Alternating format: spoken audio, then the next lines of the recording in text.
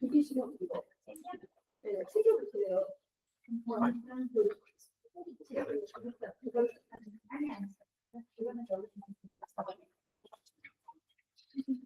오늘 저희 18과부터 20과까지 교환 새로 나눠드린 거예요. 그래서 파일에 끼워두시면 될 것 같습니다.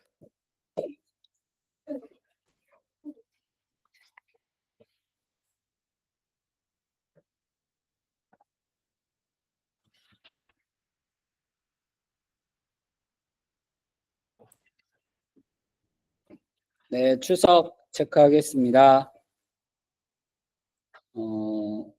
다음에 들어가신 분들은 빼고 호명할게요. 김광자, 네, 김정미, 김정숙, 그다음에 배지연, 여광호, 장미월, 네, 고돈. 아, 방에 계세요? 네네네. 그다음에 차희라, 한수진, 예.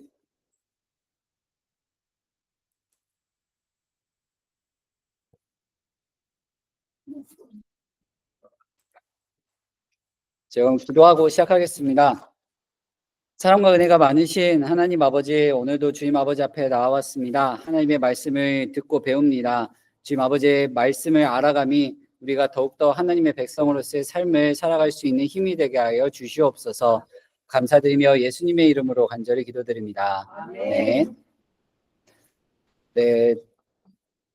한 주간 좀 어떻게 그리스도인의 삶을 살아내셨는지 나눠주실 수 있을까요?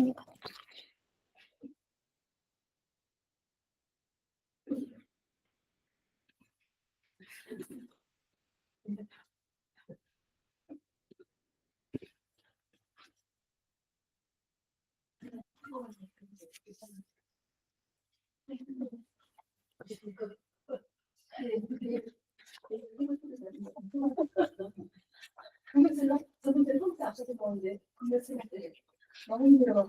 예배를 빨리 먹었어요. 선생님이 잘 됐어요. 예배를 해야지. 또 다른 분 있으실까요? 저는 그 아파트 청소해 주시는 아주머니께 네. 항상 이제 아침마다 이렇게 출근하고 나올 때 청소를 너무 깨끗이 해주세요. 엘리베이터하고 바닥에 그래서 음료수하고 사탕 이렇게 또 드렸어요. 아, 네네. 마음이 따뜻해지실 것 같아요. 네. 이게 숙제를 또 해야 되니까 더 소리를 네. 하게 되더라고요. 네. 또 다른 분 계실까요? 매일 새벽 기도 끝난 거는 아파트 은퇴하셨지만 청소를 하고 계시거든요. 네. 수고하신다는 말씀을 전해주세요. 감사하다. 저 말 한마디라도 그게 건네는 게. 감사드려요.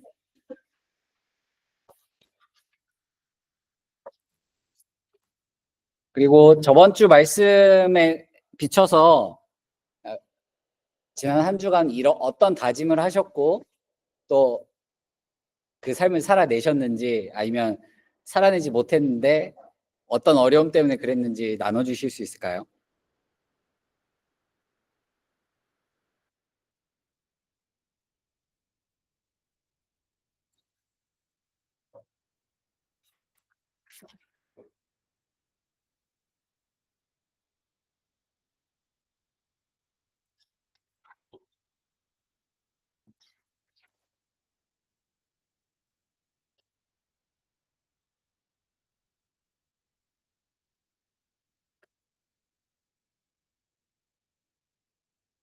저는 좀 우울하게 네. 요새 지내고 있는데요. 네. 예전에 안 그랬거든요. 네. 그래서 다시 밝게 웃을 수 있었으면 좋겠어요. 다시 알겠습니다.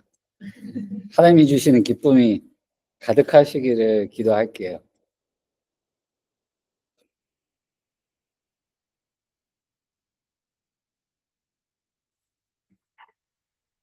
혹시 지난주 다짐을 안 하신 건지. 네?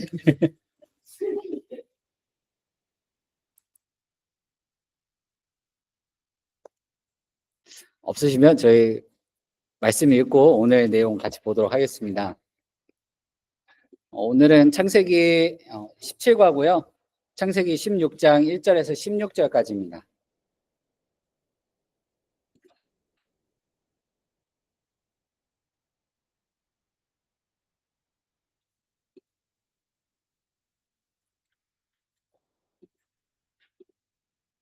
창세기 16장 1절에서 16절까지 말씀인데 저부터 해가지고 이렇게 시계 방향으로 윤독하도록 하겠습니다. 아브라함의 아내 사레는 출산하지 못하였고 그에게 한 여종이 있으니 애굽 사람이요 이름은 하갈이라. 사레가 아브라함에게 이르되 여호와께서 내 출산을 허락하지 아니하셨으니 원하건대 내 여종에게 들어가라. 내가 혹 그로 말미암아 자녀를 얻을까 하노라 하매 아브라함이 사레의 말을 들으니라. 아브라함의 아내 사레가 그 여종 애굽 사람 하갈을 데려다가 그 남편 아브라함에게 처분을 줄 때는 아브라함이 가나안 땅에 거주한 지 7년 후였더라.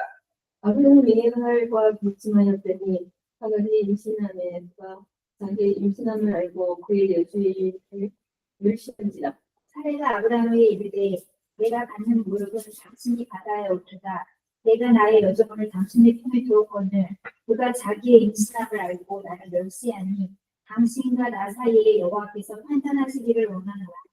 아브라함이 사레에게 이르되 당신의 여종은 당신의 수중에 있으니 당신의 눈에 좋을 대로 그에게 행하라 하매 사레가 하갈을 항상하였더니 하갈이 사레 앞에서 도망하였더라. 여호와의 사자가 광야의 샘물 곁 술길 샘 곁에서 그를 낳았다. 이르되 사레의 여종 하갈아 내가 어디서 왔으며 어디로 가느냐. 그가 이르되 나는 내 여주인 사레를 피하여 도망하나이다. 여호와의 사자가 그에게 이르되 내 여주인에게로 돌아가서 그 수하에 복종하라. 여호와의 사자가 또 그에게 이르되 내가 내 씨를 크게 번성하여 그 수가 많아 셀 수 없게 하리라. 여호와의 사자가 또 그에게 이르되 내가 임신하여 아들을 낳으리니 그 이름을 이스마엘이라 하라. 이는 여호와께서 내 고통을 들으셨음이니라.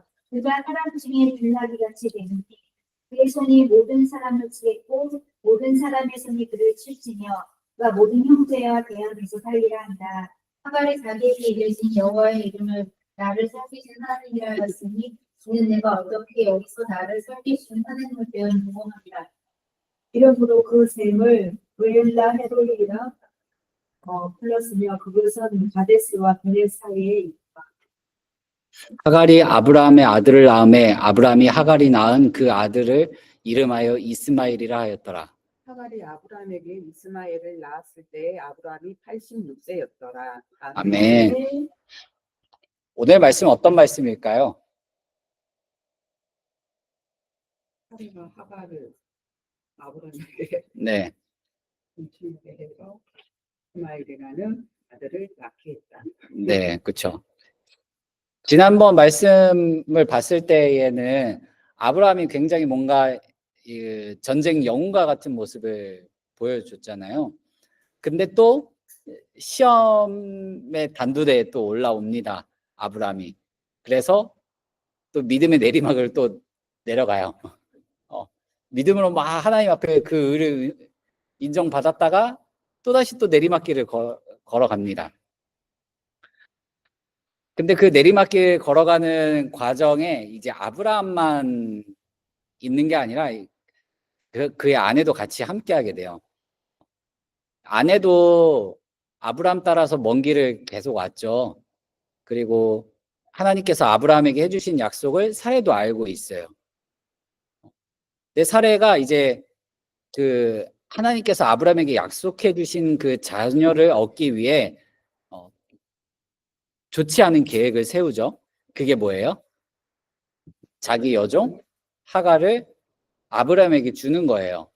근데 더 큰 문제는 뭐냐면 아브라함이 여기에 별다른 말 없이 그냥 사레의 의견에 그냥 순수하게, 그러니까 굉장히 그냥 부드럽게, 아니 뭐 다른 토 달거나 그런 것도 없이 그냥 그 계획에 동조를 해요. 근데 아브라함은 어떤 사람이에요? 하나님께 그 믿음을 인정받은 사람이죠. 그리고 한 가정의 가장이에요. 그렇다면은 아내가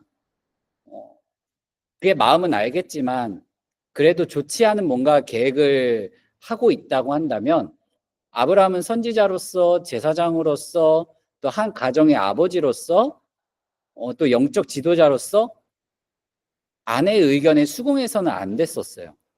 오히려 해야 할 건 뭐였냐면 사례를 위로하고 격려하는 그 일을 했어야 됐습니다. 하지만 그러지 않고 아내의 잘못된 선택에 아브라함은 동조했고요. 그 결과 누가 태어나죠? 이스마엘이 태어납니다. 근데 이 이스마엘은 훗날 이스라엘 자손을 가장 괴롭히는 아랍 사람들의 조상이 돼요. 오늘날에도 수많은 이 중동 그 이슬람권 사람들을 이스마엘의 후예라고 말하는데 지금은 많이 그 피가 희석됐겠죠. 그만큼 근데 이제 이스마엘로부터 나왔던 수많은 민족들이 중동 사람들하고 섞여가지고 이제는 그냥 아랍 사람들을 이스마엘의 후손이라고 봐도 무방할 정도입니다. 근데 아브라함은 이 일로 인해서 어떻게 보면은 가장 사랑하는 아내 그리고 아들 그의 후손들에게 가장 큰 짐을 지어주는 잘못을 저지르게 됩니다. 그래서 우리는 이 아브라함의 모습에서 아내의 이 잘못된 선택에 별다른 저항 없이 동조하는 이 아담의 모습을 볼 수가 있어요. 오늘 우리가 읽은 이 말씀에서는 아브라함과 사레의 이야기가 사람이 하나님으로부터 약속을 받았다 할지라도 하나님께서 그 약속을 성취하실 때까지 굳건하게 믿는 믿음이 있어야 하고 그 믿음을 지켜나갈 강한 의지가 필요하다는 것을 알려주면서 또한 그것을 가지지 못할 경우에는 큰 낭패를 볼 수 있다라는 사실을 알려주고 있습니다. 그래서 오늘 우리가 읽은 말씀을 크게 세 파트로 나눌 수가 있어요. 1절부터 6절까지는 하갈이 도망치는 장면이 있고요. 그다음에 7절부터 14절까지는 이렇게 하나님께서 이 천사를 보내서 하갈에게 아들을 약속해 주시는 장면. 그리고 15절에서 16절까지는 이스마엘의 탄생이 그려지고 있습니다. 그래서 처음부터 이 하갈이 도망치는 경위나 그 장면을 같이 살펴보려고 합니다. 분명 우리는 이 전장이었던 이 15장에서 아브라함이 자손과 땅에 대해 하나님께 확실한 그 언약의 약속을 받았다라는 것을 알고 있어요. 그러면 이제 아브라함이 해야 될 거는 뭐냐? 하나님이 약속을 이루실 거를 알고 믿으면서 기다리는 거죠. 하나님의 약속을 아브라함은 굳게 믿었고 하나님의 약속을 굳게 믿은 아브라함의 믿음을 하나님이 그의 의로 여기셨습니다. 근데 그렇게 확실한 약속을 주셨던 이유는 처음에는 아브라함이 불안해했기 때문에 하나님이 주셨던 약속이었죠. 근데 이제는 아브라함이 불안해하는 게 아니라 누가 불안해해요? 사레가 불안해해요. 여인의 입장에서는 자기가 사랑하는 남편의 아이를 낳아주지 못하자 한편으로 미안하기도 했을 거예요. 마음의 짐이 꽤 컸을 거예요. 그래서 이제 어떤 선택을 하게 되냐면 하나님의 말씀을 자기의 계획과 능력으로 이루려고 합니다. 근데 지금까지 하나님께서 해주신 약속의 말씀을 보게 되면 분명 아브라함의 허리에서 그의 아들이 나올 것은 약속해 주셨어요. 근데 아브라함이 아버지가 될 것을 말씀해 주셨지만 그게 반드시 그의 아내 사레를 통해서 이루어질 것이라는 구체적인 말씀을 해주신 적은 없어요. 그러니까 사레 입장에서는 자신의 상황을 아브라함에게 자손을 약속하신 이 하나님의 능력과 연결해 가지고 해결하려고 하는 마음이 있었다기보다는 그 하나님의 말씀을 자신의 생각과 계획대로 이루려고 한 거죠. 근데 그 마음의 동기 자체가 악한 것은 아니에요. 어떻게 보면 사례는 궁여지책으로 순수한 동기에서 시작한 일이었겠지만 얼마 지나지 않아서 어떤 일이 벌어집니까? 사례와 하갈이 심하게 집안에서 다퉈요. 주인과 종의 관계가 싸움터로 변하게 됩니다. 1절 말씀을 보면 아브라함의 아내 사레는 출산하지 못하였고 그에게 한 여종이 있으니 애굽 사람이요 이름은 하갈이라라고 말씀합니다.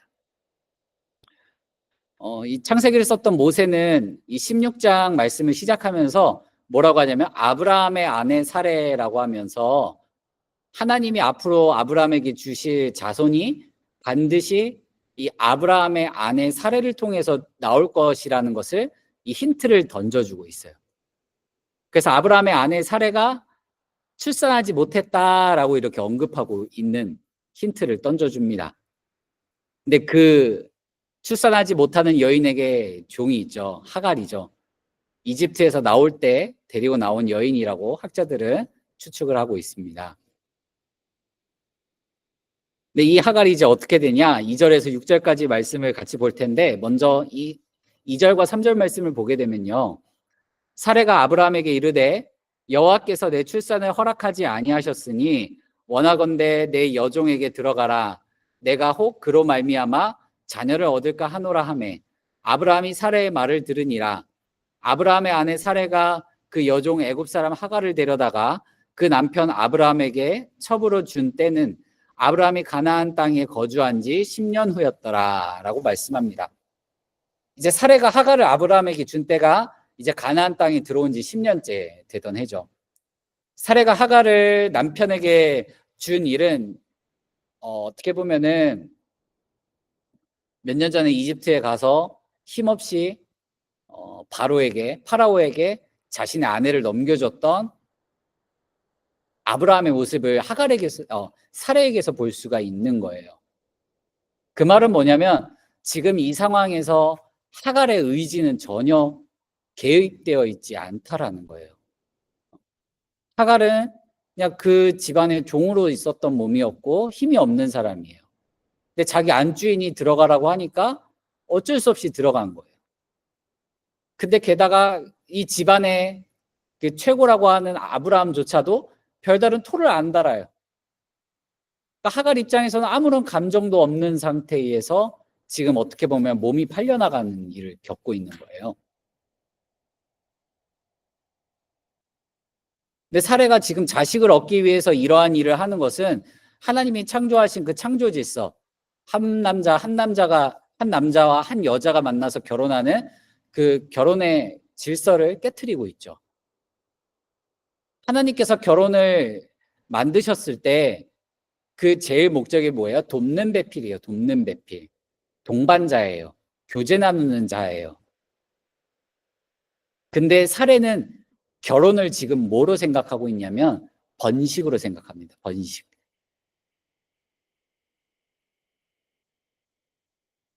지금 사례가 남편을 위해서 하고 있는 것은 하나님께서 세우신 창조 원리에서 벗어나고 있는 거예요.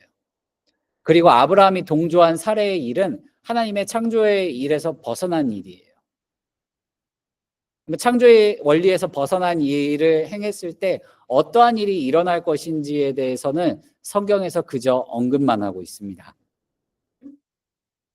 근데 사례가 이 같은 결정을 하는 것은 하나님의 백성이 선택해야 될 삶의 원리는 아니죠. 분명한 창조의 원리가 있는데, 근데 사례가 이렇게 선택한 것은 이방인들의 관습이에요. 임신하지 못하는 아내가 남편을 위해 첩이나 노예를 준비해 주는 것. 그 당시 고대 근동사회에서 여러 이 고대 문헌을 통해서 확인된 바가 있는 사람들 사이에서 있던 관습입니다. 근데 이와 비슷한 일이 오늘날에도 진짜 많다고 해요. 대한민국에서도. 대리모. 한 번씩은 들어보셨죠? 요즘에 그 결혼이 많이 늦어지면서 그 이제 여성분들이 나이가 차면은 임신하기가 힘들어지잖아요. 그러니까 대리모를 구하는 거예요. 그러니까 대리모를 구하는데 그 방법도 여러 가지라고 하더라고요. 이게 그 뒤에서 이제 브로커가 이게 일을 하는 건데 그냥 성관계 없이 시험관을 통해서 대리모를 하고 그 임신해 있는 기간 동안 모든 생계와 생활비를 다 책임져 주고 아이를 낳으면 아이만 데리고 오는 거예요. 근데 유전자 자체는 그 둘 부부의 아이죠. 네. 근데 그런 경우도 있고 또 실제로 그냥 성관계를 해가지고 그렇게 대리모를 갖는 경우들도 있다고 하더라고요. 그런 이유로 불륜이 되고 이혼 사유가까지 이혼하는 가정들도 생기는 게 요즘 대한민국 현실이라고 하더라고요. 근데 이 아브라함 때만의 이야기가 아닌 거예요. 이제 오늘날에는. 네, 네 맞아요. 옛날 말로 하면은 시바지죠.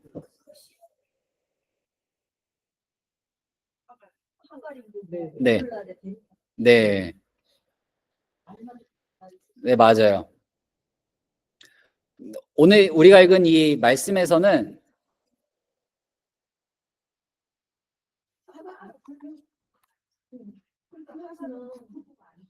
허가라고 요즘 현대 비례하고 좀 틀리죠.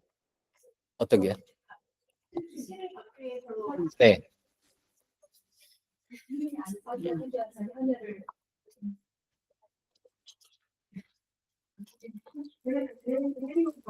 네.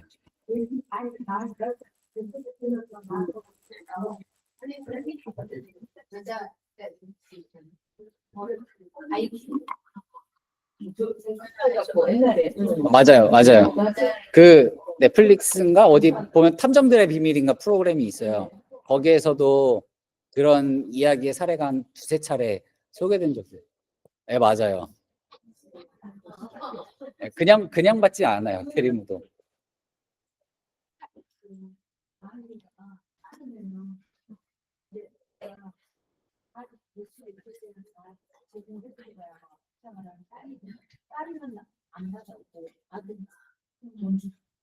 아, 그런 경우. 내가 예전에 옛날에 남자 이렇게 숨어 그러면 들은 것 같아요. 네.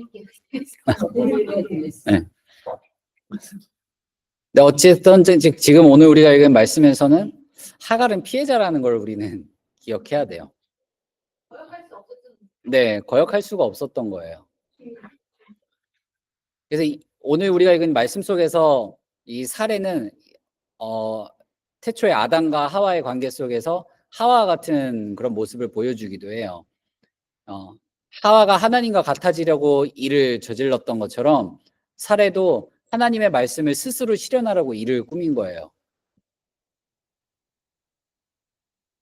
근데 우리도 때로는 이제 하나님을 한다면서 오히려 하나님의 일을 방해하거나 망치거나 아니면은 회방을 놓는 경우들도 있는 것을 우리는 항상 어떻게 보면 그 경각심을 가지고 있어야 돼요. 주의를 그래서 영안을 열어달라고 항상 기도를 해야 되는 이유도 있습니다. 이어서 4절부터 6절까지의 말씀을 보게 되면 아브라함이 하갈과 동침하였더니 하갈이 임신함에 그가 자기의 임신함을 알고 그의 여주인을 멸시한지라.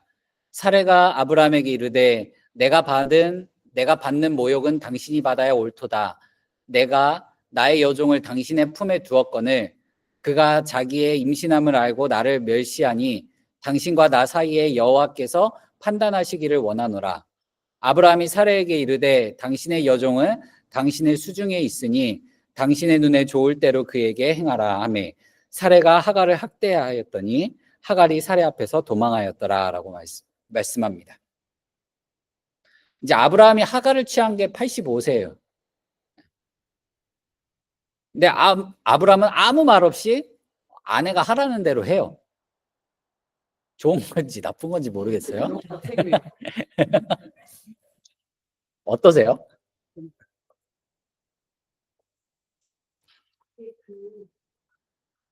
아브라함 우리는 이제 이 말씀을 보잖아요. 네.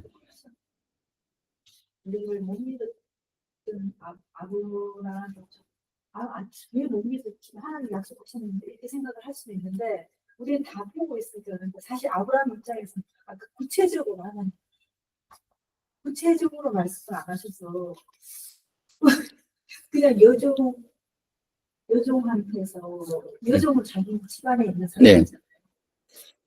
그런 방법으로 하나님이 주실 수 있겠다는 생각을 하지 않았을까요? 근데 이제 하란 땅을 벗어날 때에도 명확한 약속을 안 해주셨어요. 앞으로 내가 보여줄 땅으로 가라고 했거든요. 지금 그 저기 사례는 그 여자의 임신할 수 있는 거잖아요, 지금. 지금 지났죠. 예. 그러니까 이제 아무런 책이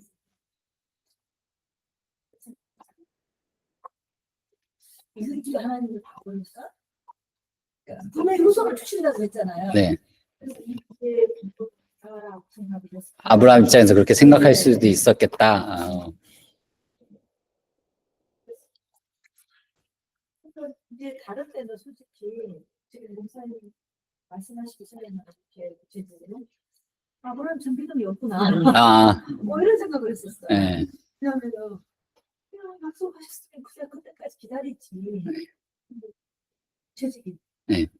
하나님 말씀. 그때는 목사님 말씀하신 것처럼 말씀 안 하셨으니까 진짜 그래서 집안에 있는 사람을 통해서 그렇게 네. 주시려는 그런 생각하셨을 것 같아요. 했을 수도 있는데 아까도 말씀드렸지만 아브라함은 하나님의 창조 질서를 알고 있었을 거예요. 네. 창조 질서를 알고 있었을 거예요. 믿음이 좋은 거 네. 믿음이 없는 거. 사람의 생각으로 사람의 입장에서 네.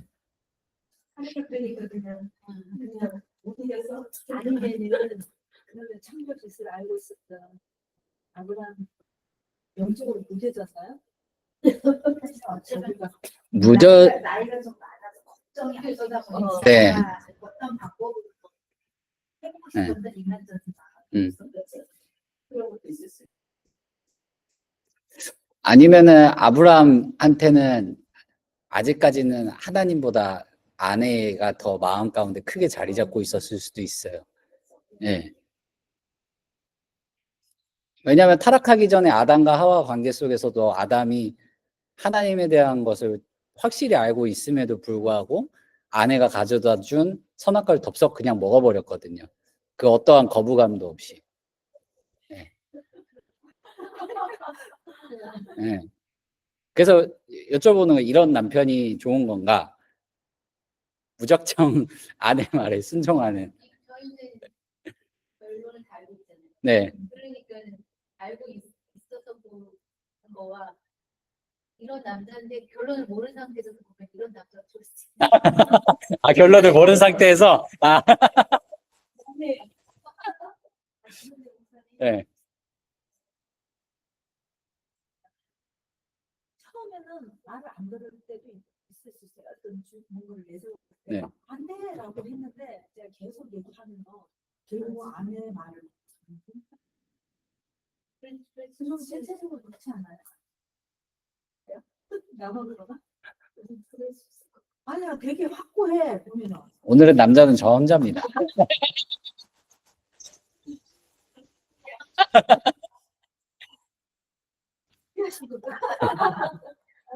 그래서 목사님 마음은 어떠신 것 같아요? 그럼 결론적으로 근데 이게 좋게 봤을 때는 아내의 말을 잘 듣는 거예요. 네. 아브라함이. 아브라함뿐만 아니라 대체 남자도 아브라함이 여자의 말을 듣잖아요. 그것처럼 우리가 현실에서도 아내의 말을 좀 잘 안 듣는 고집이 처음에는 안 들어요. 근데 이제 얘기하면 근데 지금 여기서 남녀 관계이기 때문에 남자들이 기본적인 그런 어떤 남자의 그걸 본성을 타고났기 때문에 자기 아내가 강력하게 이렇게 하니까 그렇게 받아들여진 게 아닌가. 그래가 울분을 토하면서 얘기하지 않았을까요? 한편으로. 어쨌든 본인은 이제 출산을 못하는. 네. 거기에 대한 상처도 있었을 것 같아요. 네, 아브라함이 그걸 또 알고 있었을 것 같고. 근데 이제 문제가 터지죠. 하갈이 임신을 했어요. 네, 한 번에 임신을 했어요. 근데 임신한 걸로 말미암아 하갈이 그게 교만함이 돼버려요. 근데 더 비참한 건 뭐냐면 아브라함이 이게 인간성이 조금 나쁜 건가라는 생각이 드는 게 뭐냐면 하갈에 관해 모든 일을 그냥 다 손 떼버려요. 그냥 어떻게 보면은 아내가 이렇게 하자고 해서 했지만 집안의 가장으로서 뭔가 일을 끝까지 책임지는 모습을 보여줘야 되는데 그 책임지는 모습을 안 보여주고 모든 걸 그냥 아내의 손에 떠넘깁니다. 그래서 하갈의 운명도 이 사레의 손에 그냥 맡겨버려요. 근데 이번에도 사레가 하자는 대로 그냥 아브라함이 한 거예요. 그러니까 이 하갈이 인생이 얼마나 그 인격적인 대우를 지금 못 받고 있는 상황이에요.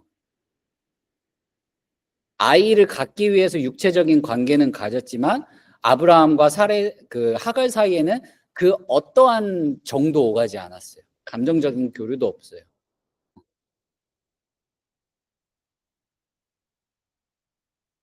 하갈이 임신한 후에 이제 그가 교만해짐으로 말미암아 사레가 이제 어떻게 보면은 자기가 저질렀던 죄에 대한 대가를 치르는 거거든요. 하나님의 말씀을 본인의 힘으로 이루려고 했다는 것에 대한 죄값을 치르는 거예요. 그래서 임신한 하갈이 사레를 멸시합니다. 네, 근데 그 하갈도 자기가 주인을 멸시한 거에 대한 죄값을 받아요. 안주인으로부터.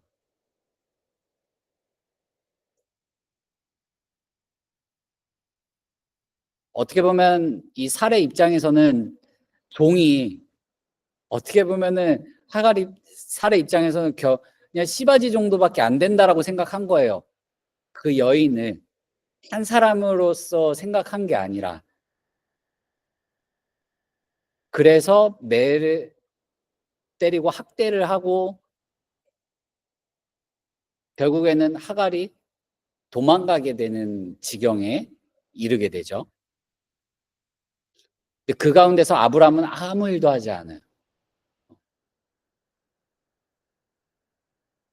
아브라함은 발을 뺐고요. 사례는 하갈을 학대했고요. 결국 하갈은 이 사례의 핍박을 못 견뎌가지고 임신한 상태로 어떻게 합니까? 도망가요. 이제 7절에서 14절까지 말씀을 보게 되면 이 도망간 임신한 하갈에게 하나님의 천사가 다가와 가지고요. 이 하갈과 대화하는 장면이 그려지고 있습니다.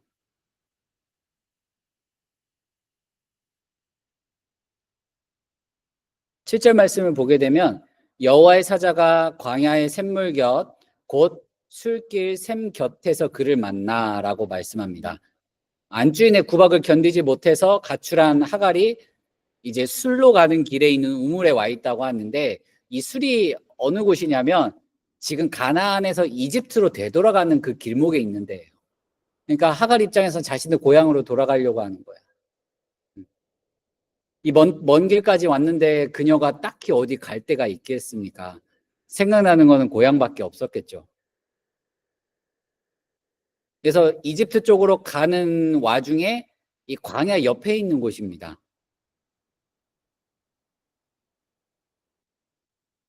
이제 8절에서 9절 말씀을 보면 이르되 사레의 여종 하갈아 내가 어디서 왔으며 어디로 가느냐 그가 이르되 나는 내 여주인 사레를 피하여 도망하나이다. 여호와의 사자가 그에게 이르되 내 여주인에게로 돌아가서 그 수하에 복종하라라고 말씀합니다. 이제 천사가 하갈에게 두 가지를 얘기해요.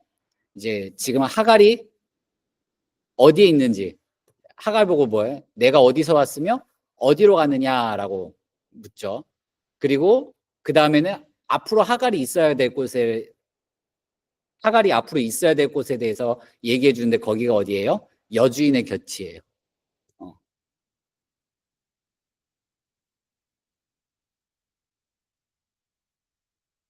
천사는 하갈의 정체성을 분명하게 얘기해 줍니다. 8절 말씀에 사레의 여종 하갈아라고 불러요. 그러니까 이게 지금 하갈의 위치가 그게 맞다라는 거예요. 하나님께서는 그러면서 하갈에게 자기가 있어야 할 곳 원래 자리로 돌아가라라고 권면을 하는 거예요. 그러면서 하갈이 뭐라고 해요? 이제 그 의중을 파악했으니까 뭐라고 합니까? 자신의 처지를 솔직하게 고백해요. 근데 하갈도 이 천사가 전해주는 말에 의하여 대꾸하거나 이 반박하는 듯한 말을 하지 않아요. 뭐라고 하냐면 나는 내 여주인 사례를 피하여 도망하나이다 라고 말을 해요. 나의 여주인 사례라고 부르면서 자기도 저기 아브라함의 장막 안주인 옆에 있어야 되는 걸 알지만 알면서도 지금 내가 어쩔 수 없이 도망가고 있음을 표현하고 있는 거예요. 근데 여호와의 사자가 뭐라고 해요? 내 여주인에게 돌아가 그 수하에 복종하라 라고 말합니다. 자기를 학대했던 여주인에게 복종하면서 살 것을 권면하고 있는 거예요. 이 순간에는 하갈이 사례와 함께 사는 것이 하나님의 뜻이었던 거예요. 학대당하고 인간적으로 이해는 안 되잖아요. 오늘날에도 이제 뭐 학대당하거나 폭력을 당한 사람이 있으면 그 가해자랑 피해자는 분명히 분리시켜야 되는 게 오늘날의 법이고 치료 방법인데, 근데 하나님은 그러지 않으시고 그런 가해자와 피해자를 한 대 다시 또 묶으세요. 근데 나중에 보게 되면 때가 되면 하갈을 하나님께서 아브라함의 집에서 내보내십니다. 하지만 그럼에도 하갈이 지금 있어야 할 곳은 아브라함의 아내 사레의 옆이에요.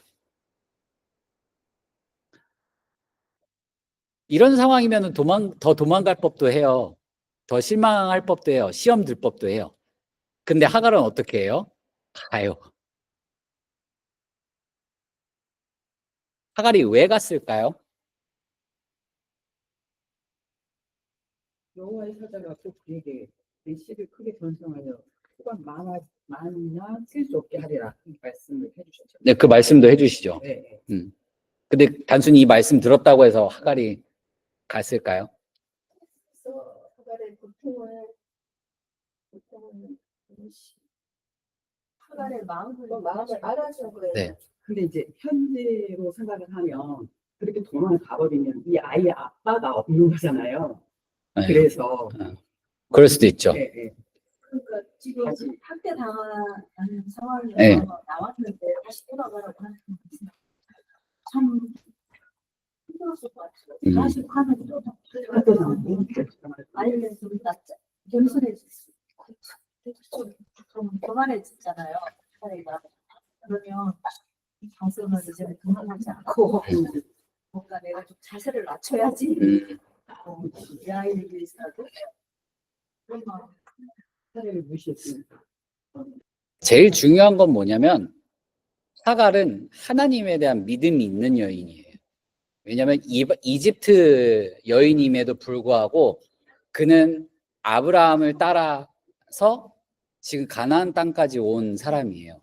그러면 그 모든 여정 가운데 아브라함이 겪은 모든 일들을 본 거예요. 이집트 이후에서부터 가나안 땅에 있었던 모든 일까지. 하갈은 하나님을 믿는 여인이에요. 네? 네. 그래서 구약 성경 전체에서 보면은 하갈은 여러 가지 측면에서 최초의 여인입니다.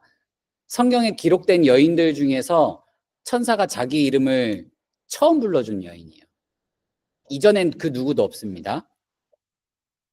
근데 더 신기한 건 뭐냐면 옛날 고대 문헌들을 다 보더라도 어떤 신화를 보더라도 그 신의 사자라고 불리는 그런 자들이 여인의 이름을 불러준 경우는 하갈이 처음이에요. 하갈밖에 없어요. 그러니까 성경적으로도 그렇고 역사적으로도 그렇고 하갈은 천사가 이름을 불러준, 신의 사자가 이름을 불러준 최초의 여인이에요. 그리고 앞으로 태어날 아들에 대해 하나님의 예언을 받은 최초의 여인이기도 해요. 하와도 뭐 여자의 후손이 그 말씀은 있긴 하지만 아직 태중에 아이는 없었어요. 하지만 이 하갈 같은 경우에는 자기 품 안에 자녀를 임신한 상태에서 자녀에 대한 약속을 받은 최초의 여인인 거예요. 그리고 하나님의 축복을 약속받은 최초의 여인이에요.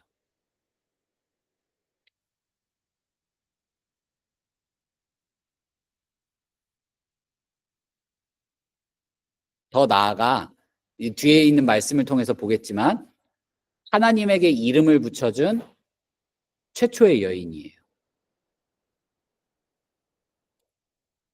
10절 말씀을 보게 되면 여호와의 사자가 또 그에게 이르되 내가 내 씨를 크게 번성하여 그 수가 많아 셀 수 없게 하리라 라고 말하면서 앞으로 자기를 학대했던 안주인의 집에 돌아가게 되겠지만 거기서 있다 보면 하나님께서 어떤 약속을 주신다고요? 내가 내 씨를 크게 번성하여 그 수가 셀 수 없게 하리라. 뱃속에 있는 아이에 대한 자손 창대에 대한 약속을 해주세요. 하갈에게 하나님은 돌아갈 동기를 더 강력하게 부여해 주시는 거죠. 이 말씀을 듣고 나니까 믿음이 있던 하갈은 어땠을까요? 돌아갈 용기가 생기는 거예요. 돌아갈 소망이 생기는 거예요. 다시 돌아가면 분명 학대가 다시 시작될 것이 뻔해요. 어려움이 있을 게 뻔해요. 하지만 이제 소망이 있으니까 그 어려움을 이겨낼 수 있는 거예요. 우리의 삶도 마찬가지예요. 하나님이 분명히 우리에게 크나큰 축복과 그다음에 영원한 하나님 나라의 기쁨을 약속해 주셨어요. 그 약속을 가지고 우리는 힘든 이 믿음의 삶의 여정을 살아냅니다. 하지만 지치고 쓰러지고 싶다고 하더라도 그 약속을 믿고 우리는 나아가야 되는 거예요. 하갈의 인생을 통해서 우리가 그것을 봅니다. 근데 하나님께서 하갈에게 주셨던 이 약속은 아브라함에게 약속해 주셨던 이 자손에 대한 약속과 동일한 약속이에요. 그 말은 뭐냐면 하갈이 지금 하나님께 엄청나게 큰 약속을 받고 있는 거예요. 이스마엘도 결국에 누구의 아들이에요? 아브라함의 아들이에요.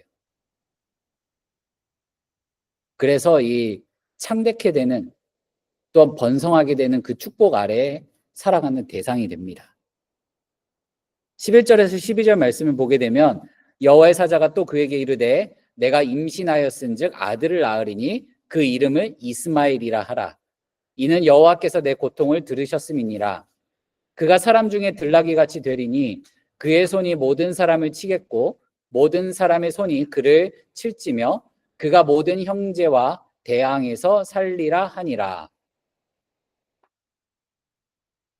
이제 이름까지 주시죠. 그 이름이 뭐예요? 이스마엘. 이스마엘 이름의 뜻이 뭐예요? 네, 여호와께서 내 고통을 들으셨습니다.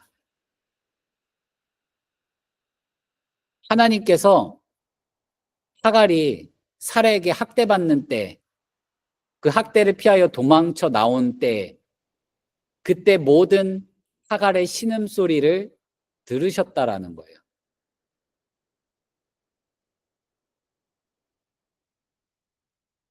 하나님께서는 앞으로도 하갈이 하나님의 약속을 믿고 나아간 그 안주인의 곁에서도 겪게 될 그 고통의 신음도 들으시겠다라는 말이에요.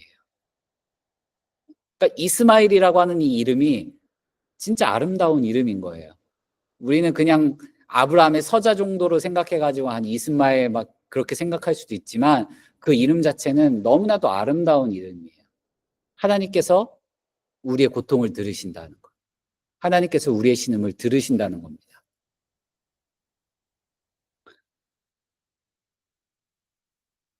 이스마엘을 향한 이 예언의 말씀이 12절에 있는데 그가 사람 중에 들나귀 같이 되리니 그의 손이 모든 사람을 치겠고 모든 사람의 손이 그를 칠지며 그가 모든 형제와 대항해서 살리라 하니라 라고 합니다. 여기서 이제 들나귀에 비유하죠. 이스마엘을. 들나귀는 굉장히 힘이 좋은 짐승이에요. 그리고 얘네는 두려움이 없어요. 그리고 떼를 지어 다녀요. 그러니까 두려움도 없고 힘도 세고 떼를 지어 다니니까 뭐 하기가 제일 힘들어요? 길들이기가 힘들어요. 가축으로 삼기가 너무나도 힘든 짐승이에요. 근데 이스마엘이 그렇게 될 거래요. 하갈에게서 나온 아들을 그 누구도 속박할 수 없을 거라는 거. 너무나도 자유로운 삶을 살 것이라는 것을 이제 예언으로 봤죠. 어떻게 보면 귀한 복인 것 같아요. 근데 그러한 자유를 누리게 될 이스마엘의 후손들이 모든 사람들과 적대적인 관계를 형성할 거래요. 평생 원수로 살아가게 될 거라고 말하는데, 어떻게 보면 이 말씀이 굉장히 어떻게 보면 관계적으로 파괴적인 삶, 무절제적인 삶을 살게 될 것을 암시하는 거예요. 그래서 실제로 나중에 아브라함 이삭하고 이스마엘은 마주칠 일이 거의 없어요. 이어서 13절과 14절 말씀을 보면 하갈이 자기에게 이르신 여호와의 이름을 나를 살피시는 하나님이라 하였으니 이는 내가 어떻게 여기서 나를 살피시는 하나님을 배웠는고 함이라. 이러므로 그 셈을 부엘라 헤로이라 불렀으며 그것은 가데스와 베레 사이에 있더라 라고 말씀하면서 하나님께 이름을 붙여주는 여인이 돼요. 나를 살피시는 하나님. 나의 고통을 들으셨다라는 것을 통해 이스마엘이라고 아들의 이름을 받았고, 또 그런 나를 보살피시는 하나님을 보면서 나를 살피시는 하나님이라고 하면서 그 하나님의 사자를 만났던 그 셈을 부엘라 헤로이라고 부릅니다.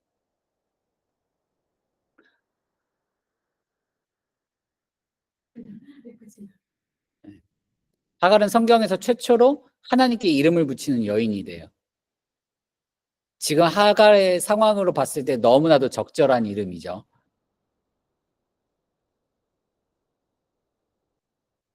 이 부엘라 헤로이라는 이름의 뜻은 나를 지켜보시는 살아계신 자의 우물이라는 뜻이에요. 나를 지켜보시는 살아계신 자의 우물.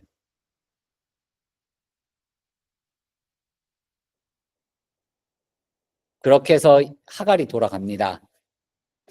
사라의 곁으로 돌아갑니다. 그리고 15절과 16절 말씀을 보게 되면 하갈이 아브라함의 아들을 낳음에 아브라함이 하갈이 낳은 그 아들을 이름하여 이스마엘이라 하였더라. 하갈이 아브라함에게 이스마엘을 낳았을 때에 아브라함이 86세였더라 라고 말해요. 천사의 말대로 하갈이 이제 아브라함의 집으로 돌아갔고 이제 얼마 지나지 않아서 아들을 낳았죠. 그리고 아브라함은 이 하갈이 낳은 아들의 이름을 뭐라고 지어줘요? 이스마엘. 근데 원래 이 당시에 그 집에서 아이가 태어나면은 그 집에 가장이 이름을 지어주는 게 관례인데, 지금 아브라함은 본인이 이름을 지어주지 않고 하갈이 하나님께 받은 이름대로 이스마엘이라고 불러주는 거예요. 그러면 이걸로 미루어 봐서 뭘 알 수 있냐면 하갈이 다시 돌아왔을 때 돌아오게 된 경위에 대해서 얘기를 했을 것이고, 자기가 어떤 체험을 했는지, 하나님으로부터 어떤 말씀을 들었는지에 대해서 아브라함과 사라에게 다 얘기했을 거예요. 근데 아브라함이 하갈이 하나님을 만났다라는 것을 믿은 거예요. 그래서 하갈로부터 태어난 아들의 이름을 이스마엘이라고 지어줍니다. 여기까지가 오늘 우리가 읽은 말씀입니다. 이 말씀 가지고 같이 우리가 말씀 나누면서 한번 살펴보도록 할게요. 삶의 내비게이션을 같이 볼 텐데 1번을 우리 김정숙 권사님께서 읽어주시고 저희가 같이 다 나눠보겠습니다. 이스마엘이라는 이름은 하나님께서 부르셨다라는 의미로 하갈을 시험에 응답하시는 하나님을 알 수 있습니다. 하갈은 비록 사례의 여성이고 아브라함을妻있지만 하나님은 부자일것 없는 그녀의 걱정에 개인적으로 관심을 주십니다. 하나님께서 당신의 자녀 시인으로 부르신 경험이 있다면 무엇일까요?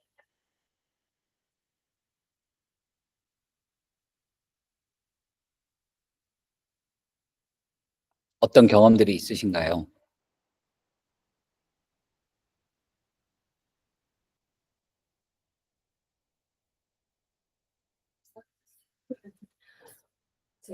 제가 옛날에 그 근사 인직을 앞두고 그때 이제 동네에 있는 그 열린교회라고 아파트 이성 목사님 우리랑 같이 이제 군성교실 목사님께 근데 목사님께 그때 이제 대교학생을 훈련을 했어요. 근데 이제 그 어느 날 이제 그 이성 목사님이 일주일 동안 캐나다로 출장을 가시고 어느 날 전도사님이 계셨어요. 근데 월요일날 생기도 갔을 때 일주일 내내 10편 119편을 갖고 말씀을 전하실 거예요. 그랬는데 이제 그러고 나서 그렇구나 하고 두 번째 날 화요일날 가서 제가 하나님 제가 권세가 되도 두렵고 안 돼도 두렵습니다.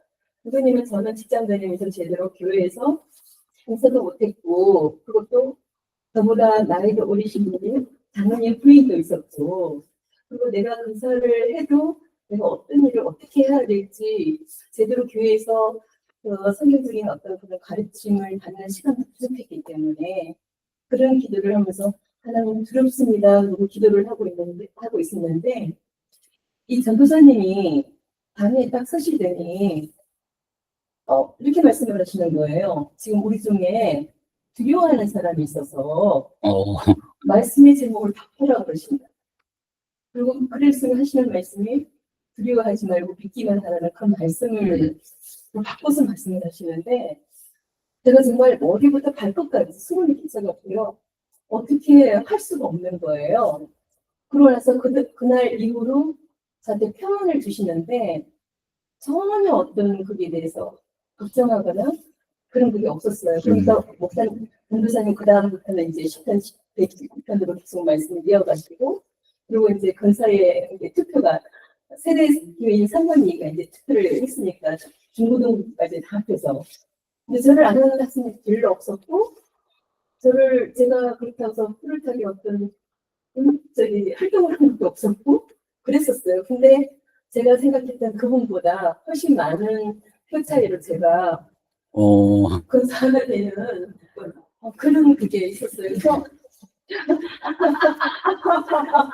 그래서 하나님이 우리가 정말 저 혼자 퉁얼퉁얼거리고 정말 신앙소리 같이 그렇게 하나님께 기도하는 그 기도가 그 말씀의 제목까지 바꿔가면서 그렇게 하신다는 게 지금도 그 생각하면 온몸이 흉내를 흐를 정도로 우리 하나님은 우리의 정말 조그만 것까지도 정말 그냥 안 남기신다는 거예요. 이겨르십니다. 또 다른 분은 어떤 응답을 경험하셨나요? 정답을 딱뭐 받았다는 건 아닌데 제가 이제 실망을 오시잖아요. 목사님이 네. 몇 년에 한 번씩 오시고 20-40번 오시고 하실 때마다 말씀을 해주시는데 그때마다 지금 생각해보니까 그 구절 성경 구절로 말씀하시는 게 저희 가정이 뭐다 맞는 네, 맞아요. 그런 구절인 거예요. 그러니까 지금 몇 년에 한 번씩 하고 올해 한 번씩 하고 이제 2년에 한 번씩 했는데 그런 말씀을 꼭 가지고 오셔가지고 말씀을 해주시더라고요. 저희가 애들 상황이 그런 지금 생각해보니까 그런 거 신기하네 참. 네, 말씀으로 은혜 받는 거죠. 또 다른 분들은 어떠신가요? 저는 그 직장에서 이제 종종 이렇게 나중에 들어오시는 분들이 이제 조금 이렇게 적응이 되면은 자기들의 그 본 성품이 나와요. 성품하고 또 기존에 있었던 이제 그 직원들은 무시를 하고 자기들 마음대로 이렇게 하려고 하는 그러니까 이제 자기들의 그 주장대로 하려고 하는 뭐 그런 것들이 있었어요. 근데 이제 그 전에도 이렇게 그런 사람들이 와가지고 보면은 자기들이 그렇게 하다가 혼자 지쳐가지고 그러니까 자기들이 그만두게 되는 그런 상황들이 있더라고요. 종종 그런 걸 봐왔기 때문에 그냥 하나님께 바뀌었어요. 하나님이 알아서 해주시겠지요. 그러니까 저 사람이니까 제 눈에도 되게 거슬려요. 그래서 내가 굳이 막 이렇게 지적하고 말하지 않아도 하나님이 이렇게 그냥 기다리고 있으면 본인들이 지쳐가지고 그만두게 하는 그런 경험들이 좀 많이 있었어요. 그날은 하지 마. 말하게 되면 그 사람들하고 괜히 하나님이 알아서 감정 싸움이 되고 막 그래가지고 이래서는 안 되겠다 하고 이제 그냥 묵묵히 기다리고 있으면 자기들이 지쳐가지고 그냥 가버리더라고요. 그런 사람들이 이제 중국 사람들과 같이 일을 하잖아요. 그러니까 중국 사람들의 그 성향을 제가 이제 조금 파악이 되는 거예요. 같이 하다 보니까. 그래서 저러다가 또 그만두겠지. 하나님이 알아서 하시겠지. 그렇게 좀 기다리고 있는 편이에요. 그럼 알아서. 하나님의 때가 다 있네요. 네. 오래전에 이제 많이 진짜 힘들었을 때가 있었어요. 40대. 정신적으로 육체적으로 너무 힘들었었어요. 그러니까 누구한테 사실 너무 힘들면 제가 막 기도 안 맞았다고 맞아 힘들도 안 사실 더 기도해야 되는데 힘들 때도 기도하라고 하잖아요. 사실은 목사님 되게 진짜 힘들고 기도가 안 나와요. 안 나와요. 그런 상황이었어요. 그런데 이제 시골을 내려갔어요. 그때 시골을 내려갔는데 시내를 간 거죠. 무슨 뭔가 마음이 정리되고 다시 내려갔는데 이제 그 시골 가면 한 번씩 가는 교회가 있었어요. 그 가는데 이 사부님이 교회에 대해서 사생활을 모르시거든요. 근데 이제 예배를 끝나고 기도 좀 잠깐 하시는 거예요. 그래서 나 하도 오래간만에 보니까 반가워서 그냥 왜 사모님이랑 기도해 주시잖아요. 그래서 그런 마음인 줄 알고 네 좋아요 하고 그렇게 또 단둘이 장소로 기도를 하시는 참고로 저는 뭐 이렇게 막 예언기도 받고 그러지 않아요. 그러니까 그 이후에는 가서 막 이렇게 제가 어떻습니까? 제 무대에 대해서 말씀을 드리고 이런 걸 한 번도 해본 적 없는데 사실은 하고 싶어도 그런 걸 안 하는데 근데 이제 우연찮게 하나님이 그런 은혜를 주신 것 같아요. 그래서 사모님께서 제가 지금 정말 하나님도 잘 몰라요. 하나님이 말씀하시는데 그냥 자매님이 잘 들으시라고 그때는 자매님이라고 그랬어요. 결혼했지만 그렇게 뭐라고 하냐면 그 중에서 제가 말한 거를 사모님 통해서 나오는 사모님 이제 기도를 많이 하시는데 제가 이런 지 너무 힘들어 그냥 이렇게 그런 길을 가고 있었어요. 하나님 왜 이렇게 정말 안 되는 거예요? 이게 왜 이렇게 안 풀려요? 막 이랬거든요. 딱 한마디 했어요. 그걸 사모님 미국 통해서 똑같이 하는 거예요. 정말 놀랐어요. 무서울 것 같은데.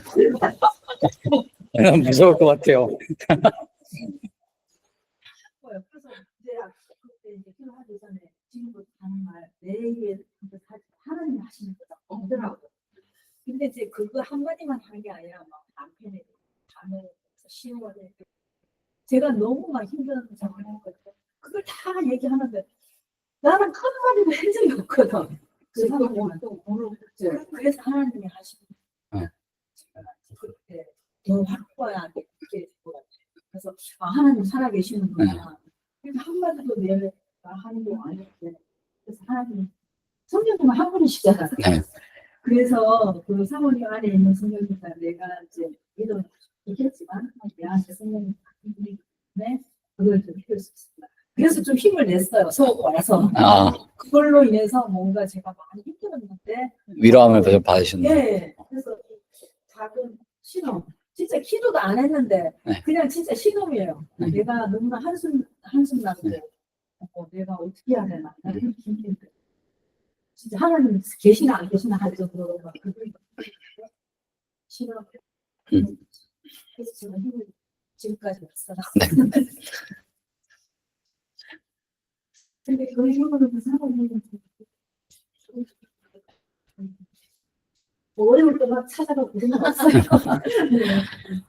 제가 또 한 가지 말씀드리면요. 주일날 우리 집사님이 혼자 놀러를 간 거예요. 차를 갖고.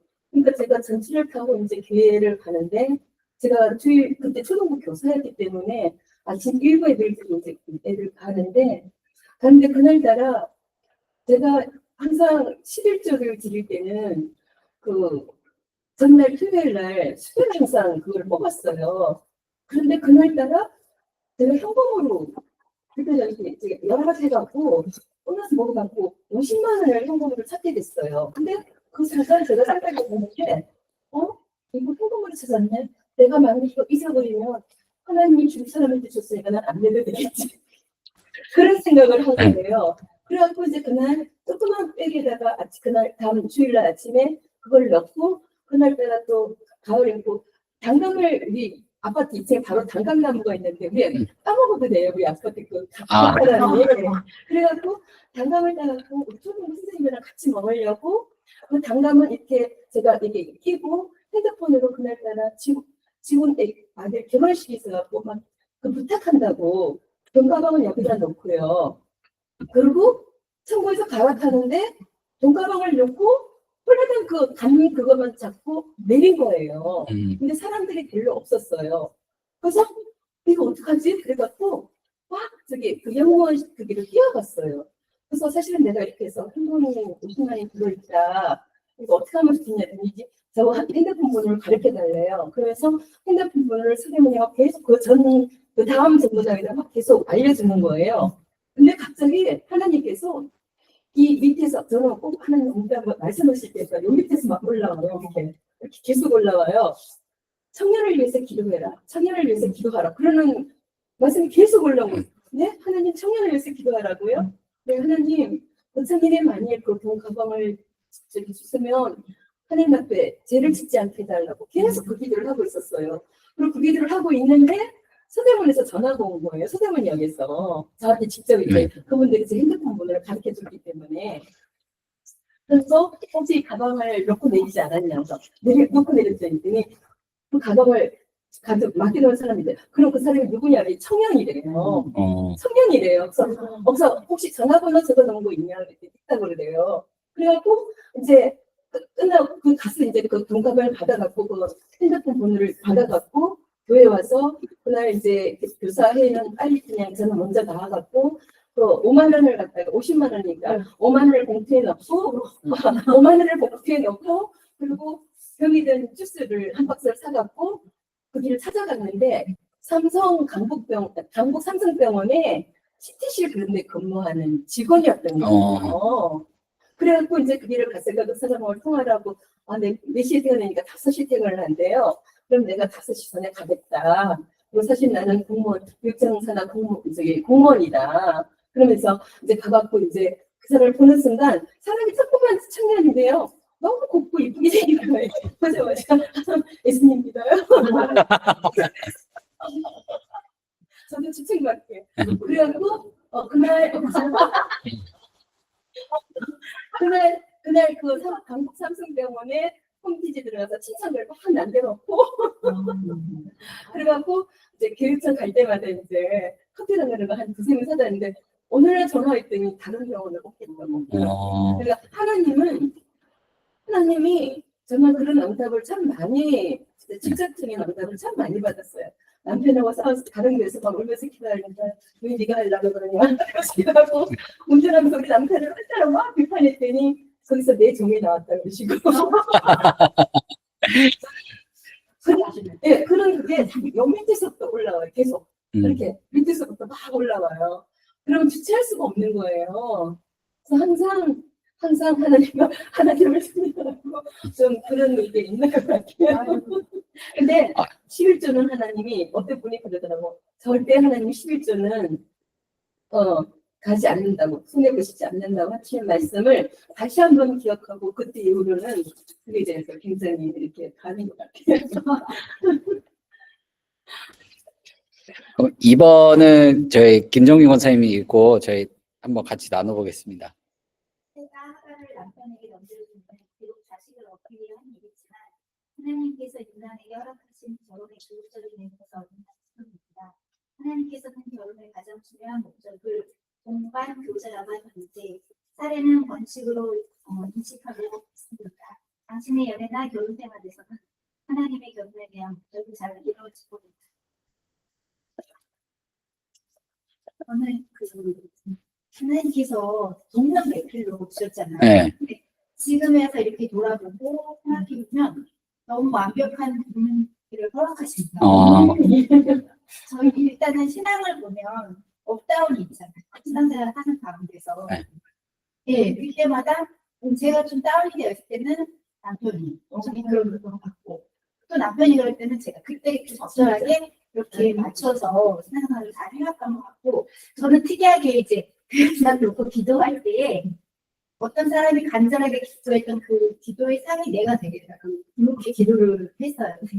그런데 오히려 돌아보면 내가 기도하지 않았던 부분까지도 어떻게 채워주시는 그런 느낌이 들고 그다음에 이렇게 자녀를 키우는 그런 과정에서도 보면 어렸을 때 그리고 이제 한참 자랄 때 일주일 동안 이제 직장 생활하고 이제 보통 때 주말에는 막 쉬고 싶도록까지 쉬는데 근데 저희 신랑은 아이들 새벽같이 일어나서 아이들이 원하는 축구 하러 나가고 그리고 아이들이 어디 여행을 가고 싶다 하면은 제가 힘들어하면 그냥 아이들만 데리고 가기도 하고 막 그랬어요. 너무 아이들한테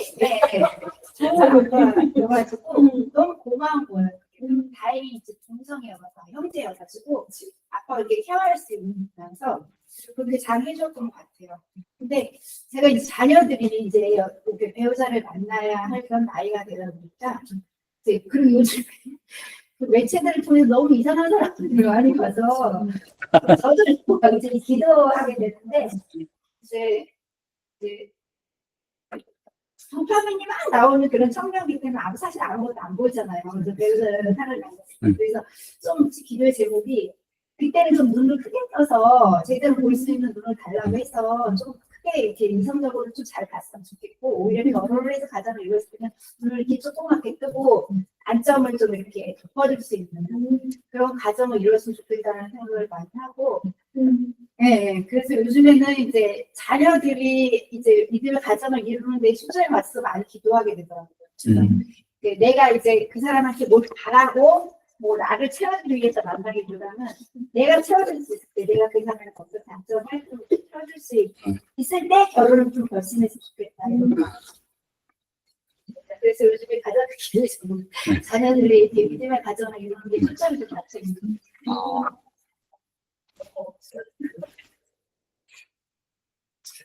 다른 분들은요?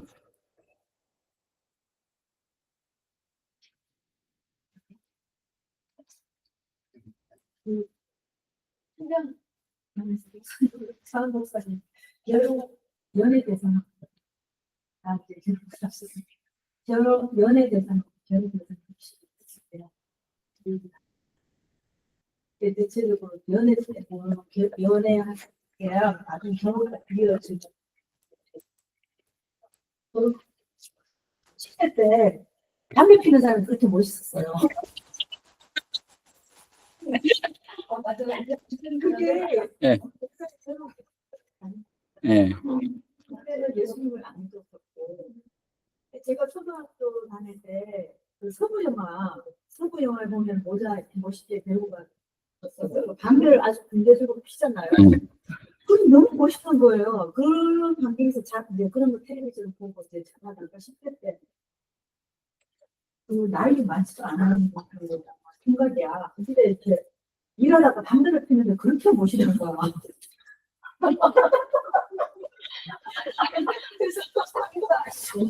만약에 그럴 때 네.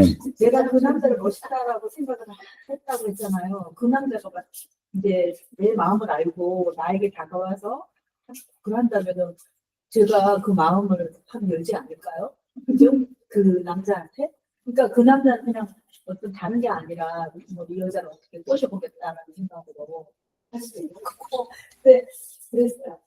그게 지금 그러니까 배우자하고 그냥 멋있는 남자하고 하는 게 아니라 배우자는 그런 거 아닌가 싶어요.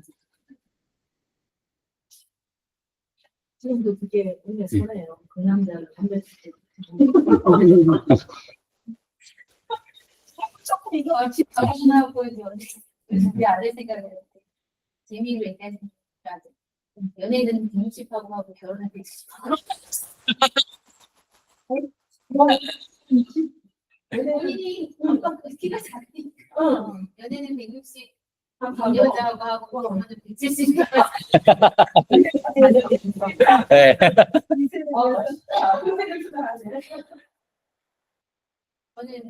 저는 지금까지 제가 막 신앙을 그때는 뭐 이렇게 신앙이지만 그렇게 제가 열정적으로 생활하고 안 되는지 계속 중고등 숙련까지 제가 누구를 만나느냐에 따라 제가 신앙을 어떻게 할지 그게 되게 그런데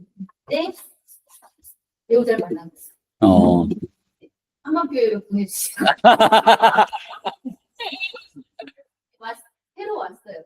배우 장로님이 이제 네, 그때 이제 전파할 때죠. 군대를 제대하고 음. 네, 군대를 제대하고 이제 갈 교회를 찾다가 이제 한국교회 와가지고 소년 지금 생각하니까 되게 감사해요. 그래서 배우자가 있었기 때문에 제가 지금까지 신앙을 커갈 수 있었어요. 되게 굉장히 신앙적으로 배우를 많이 안 그랬으면 튕겨도 나갈 수도 있었을 텐데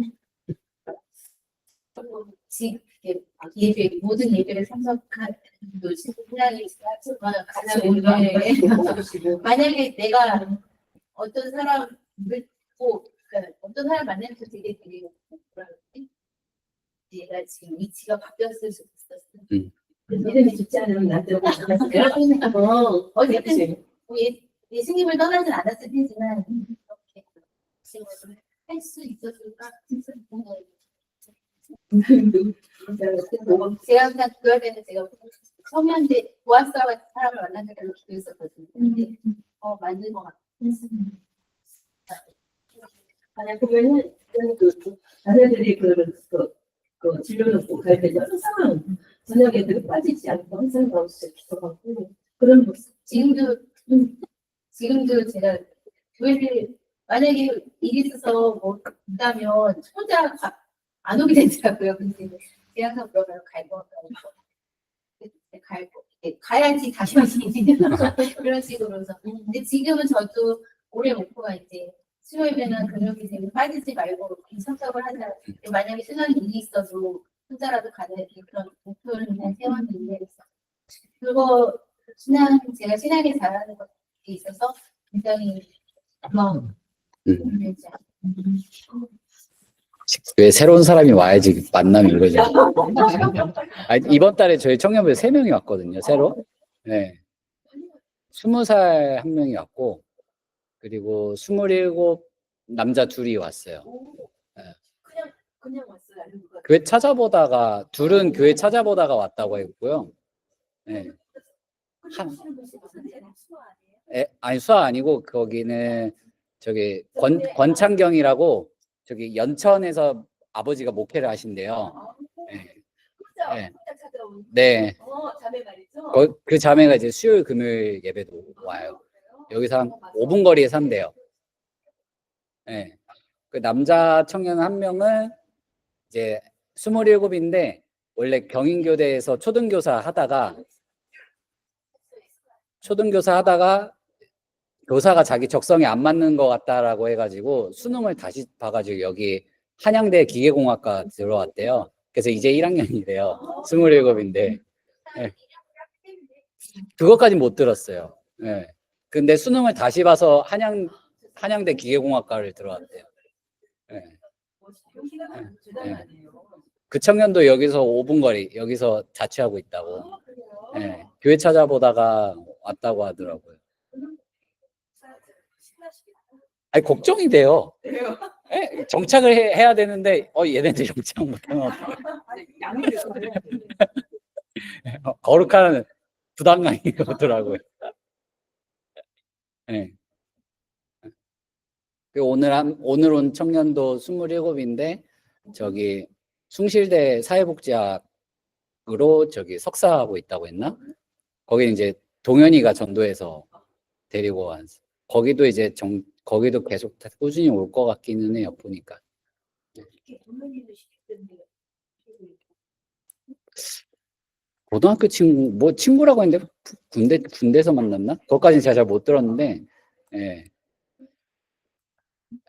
청년들이 찾아오더라고요. 예전 그 권장로님이 여기가 터가 좋은 건지 계속 누가 찾아온다고. 아니 그리고 오히려 이렇게 안올 것 같은 데 있어. 예. 그냥 어떻게 하시면 오는 사람들이 많은 것 같아. 네. 여기가. 진짜 여기 와서 정말 많은 분들이 여기 이사 오고 작년에는 한 6월, 4월부터 12월까지 한 총 3명 왔는데 1명 정착을 했거든요. 근데 올해는 벌써 한 4명인가 왔는데, 작년에 왔던 2명 정착했어요. 작년에도. 남자 청년, 여자 청년 1명. 예. 그래서 좀 부담감이 없더라고요. 또 다른 분들은 어떠신가요? 저는 이제 남편의 단점이라고 하면 네. 아직 믿음이 깊지 않아서 교회에 아직 못 나오고 있는 네. 것만 빼고는 네. 되게 가정적이고 요리도 잘하고 애들한테도 되게 반성하고 잘하는 아빠고 그래요. 쟤는 이제 그 애들한테 막 이렇게 소리도 지르고 막 그러거든요. 근데 네. 절대 애들한테 소리 지르거나 그러지 않고 음. 조곤조곤 얘기하면서 타이르는 그런 식이거든요. 근데 이제 믿음이 없다는 그게 단점이고 이제 큰 딸이 지금 이제 27인데 선정자예요. 네네 네. 교제하는 이제 남자친구가 있긴 한데 네. 믿음 없어요. 이제 예수 믿지는 않은데 제가 어떤 집사님한테 이제 선정이가 나이 많은 사람하고 교제를 하다가 이제 헤어지고 이제 동갑하고 교제를 한다. 근데 네. 믿음이 없다. 그러니까 옛날에 이건식 목사님이 그런 말씀하셨대요. 그러니까 믿음은 이제 우선 둘째고 사랑의 됨됨이 그런 거 먼저 보고 이제 뭐 이렇게 교회에 와도 올 수 있도록 그렇게 해라 그런 말씀을 하신 적이 있으시대요. 네. 그래서 이제 조금 위안은 이론은 됐어요. 네. 그래서 이제 사람의 됨됨이를 지금 보고 있긴 한데 제 자녀들이 진짜 믿음의 가정을 이루면서 믿는 사람하고 이렇게 교제했으면 네. 하는 그런 마음들이 지금 간절합니다. 기도하겠습니다. 네. 근데 교수님 남편분 뵙는 거하고 전혀 정 안 되시네요. 굉장히 그죠. 좋으시네요. 네. 예수님만 믿으면 아직 맞아요. 희망이시겠어. 되게 많이 오. 있는데 아, 얼굴이 그래. 조태 씨. 언제 들었어요?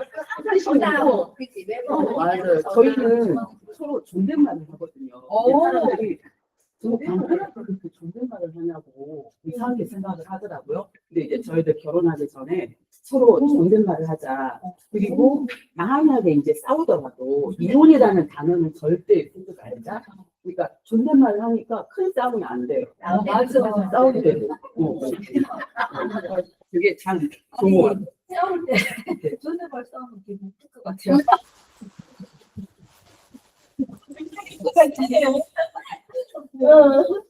감정이 올라가는데 네. 싸우면 되게 있어요. 힘이 있어야 싸울 때. 껍질에 싸울 때 껍질. 3번은 우리 저희 장미여 권사님 읽고 같이 나눠보겠습니다.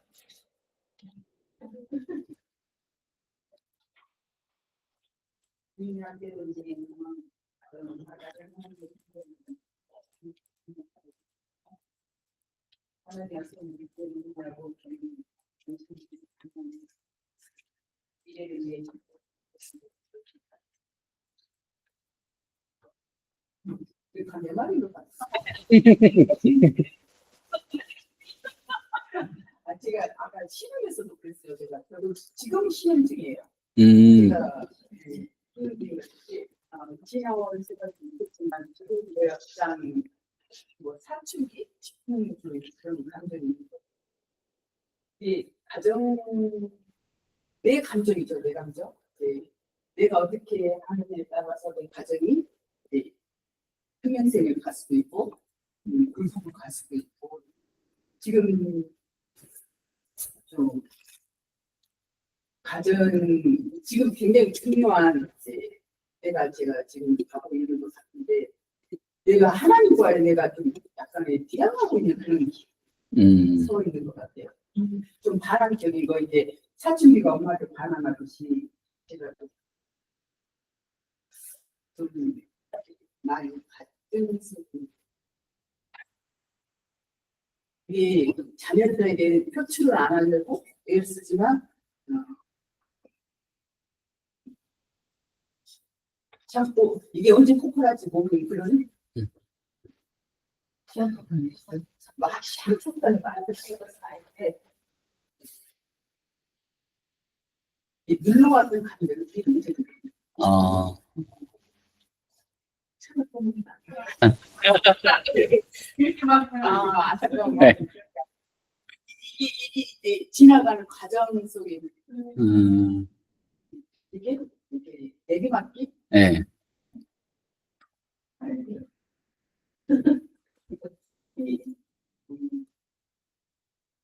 이 자멸이 뭐 시름이란 것은 고통이잖아요. 네. 하나를 고통 속에서 하나님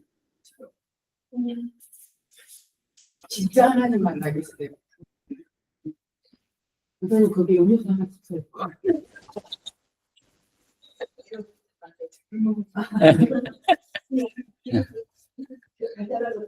네. 그 시간 잘 보낼 수 있도록 기도하겠습니다, 아버지. 또 다른 분들은 어떠신가요? 저는요, 남편하고 막 살면서 진짜 제가 경상도 저 섬에서 올라왔는데요. 우리 아버지가 우리 엄마한테 너무나 잘하시고 굉장히 막 미역적이시고 좀 저희들한테 뭐 그런 아버지였어서 난 나중에 결혼을 한다고 절대 결혼 안 할 거야. 어릴 때부터 그런 마음이 굉장히 컸었어요. 근데 우리 집사님이 서울 남자인데 경상도 남자 이상인 근데 지금은 정말 그동안에 저는 살면서 우리 집사님한테요 이혼 소리를 3번이나 그때 뒤물었었어요. 헤어질 거야 당신하고. 그랬더니 한 번은 저기 그 위가 막 뒤집어져 갖고요 위 내시경을 내과 의사 가서 뭐가 들어와 보래요. 그 병실 그 내과 저기 위 내시경 하는 데를 간단히 진짜 있잖아요. 확 뒤집어져 갖고 염증이 쫙 나는 거예요. 그래서 내가 두 분 다시는 이혼하자는 말을 하지 말아야 되겠구나. 그러면서 계속 우리 집사님 좀 그러니까 아들만 내신 듯하면 아들 딸이 있고 아버지가 어릴 때부터 해외로 이렇게 뭐 사우디 그런데 이제 요즘 근로자로 나가 있고 어머니 혼자서 이 내 아들의 딸을 키우려니까 얼마나 힘들으셨겠어요. 장남이에요 저기 집사님이. 그러니까 아들들을 저기 그 아드님 방문 있잖아 그걸로 막 때리기도 하고 그랬대요. 그러니까 엄마와 아버지의 그런 사랑에 대한 그런 걸 전혀 모르는 거예요.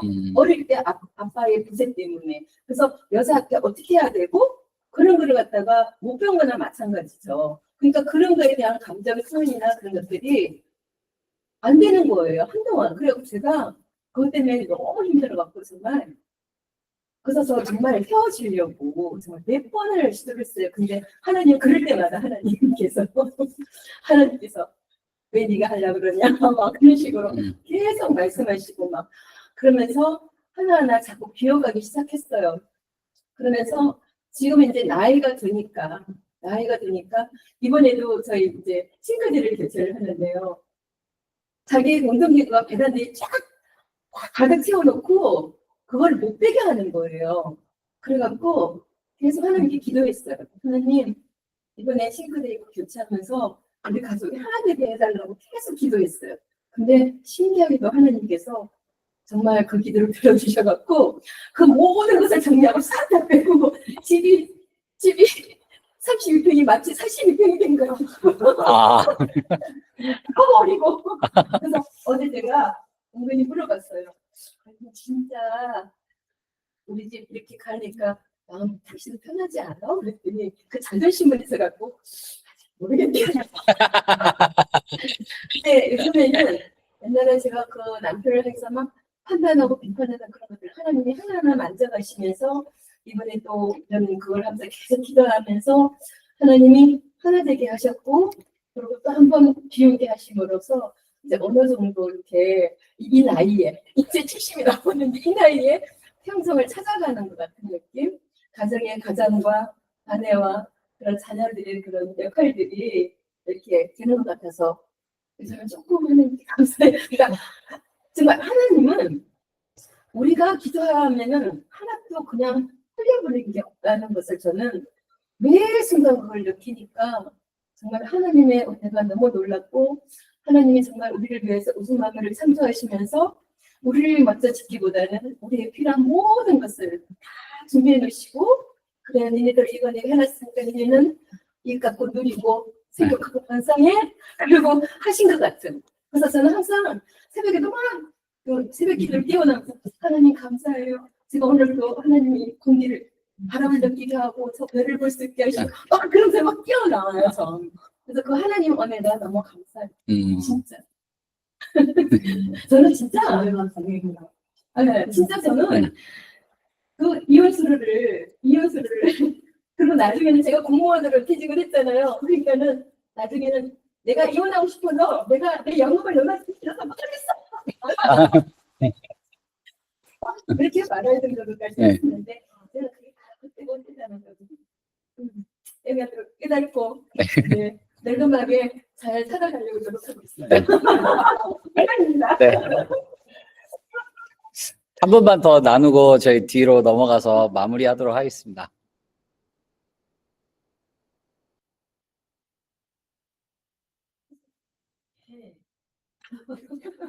아까 신혼에 나왔잖아요, 신혼에. 네. 그럼 신혼 3번하고 저는 연결이 될 것 같아요.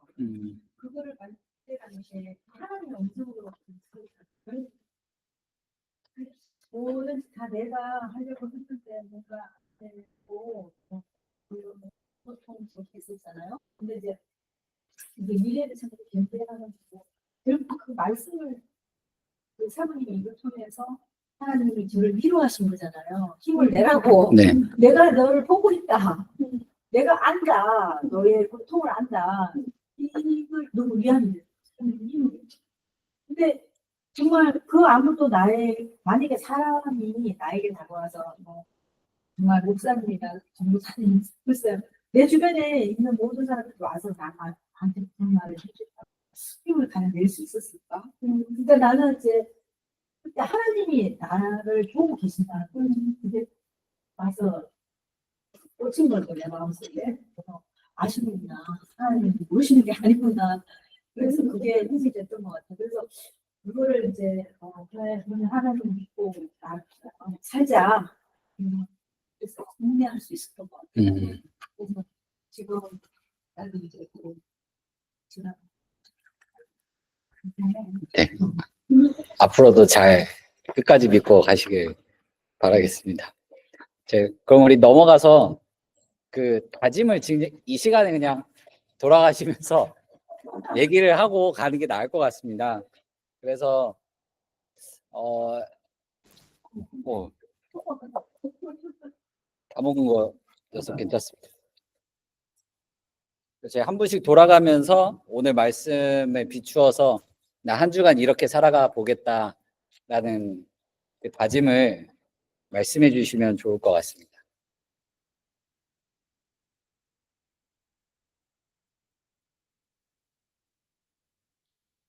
여권사님부터 해서 시계 반대 방향으로 한번 나눠볼까요?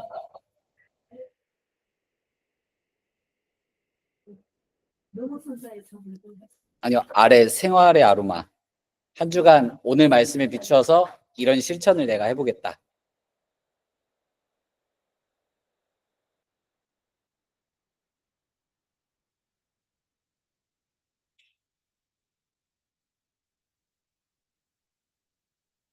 진짜 치트를 말하는 오늘 처음 좀 말하니까 네. 진짜 말 사랑이 너무 많아서 네. 네, 오늘 사실 네. 실천을 못하고 가기 때문에 네. 미리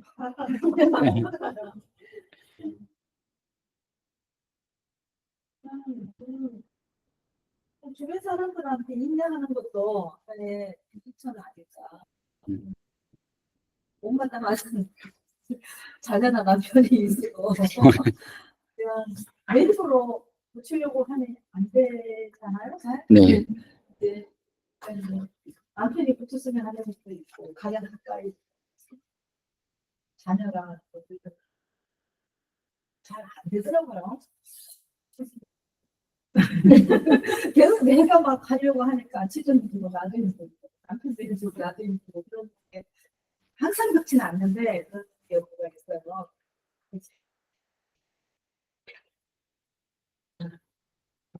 그런 사람들이 그런 사람들이 하려고 이해하고 네. 힘들더라고. 내가 하는 게 아니라 하나님께 좀 맡기고 이건 저는 그때도 하고 하나님이 하시겠어. 네. 그러니까 제 힘으로 할 수 없는 것들에 대해서 막 내 힘으로 하려고 하는 것들이 좀 있었어요. 네. 막 내가 이렇게 해야 되고 저렇게 해야 되고 이렇게 하면 효과가 있을 것 같고 근데 뭔가 잘 안 되더라고요. 그래서 하나님이 하시겠고 하나님이 이제 사람들의 마음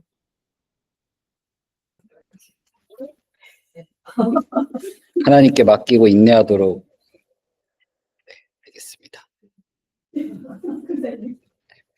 장미화 권사님께서는 차야 권사님의 말씀에 힘입어서 저도 직장 생활에 있어서 그 사람 내가 인내해야 될 것에 정말 거기다 비중이 많이 뒀었는데 기도해야 될 것 같아요. 그 사람이 나가서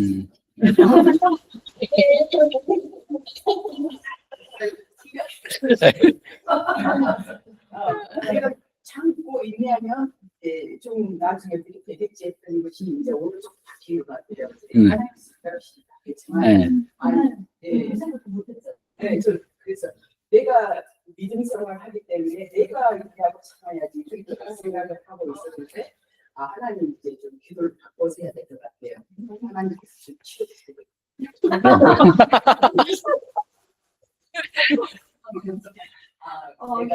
가서 기도를 일을 하고 하고 있어서 정신적인 스트레스 네. 어떻게 하나님께서 어떤 방법으로 인도하실지 모르겠지만 네. 좀그 기도를 좀 바꿔서 해야 될 것 아, 같아요. 감사합니다. 네. 한 주간에 응답이 오면 대단한 거예요.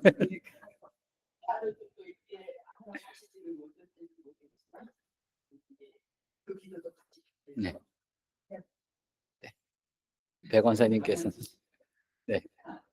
지금 그거요 생각을 딱 지금 든 생각이 제가 이제 아침에 6시에 일어나서 아들을 데려다 주고 지금 8시에 네. 그리고 이제 청소하고 9시에 이제 엄마한테 전화를 꼭 하거든요. 제가 그 아버지 돌아가시고 항상 9시에 전화를 해요. 그런데 시어머니 때 전화 안 해요. 지금 시간이 없어서 얘기하는 거예요. 시어머니한테 자꾸 전화 안 하게 되고 횟수가 자꾸 줄어들어요. 그러니까 이런 생각이 그리고 이런 생각도 드는 거 있어요. 신랑은 전화 안 하는데 내가 맞아. 없으니까 얘기하시면 안 돼요. 그래서 지금 생각 같은 건데 이번 주에는 시어머니한테 전화를 좀 해야겠다 그 생각을 했어요.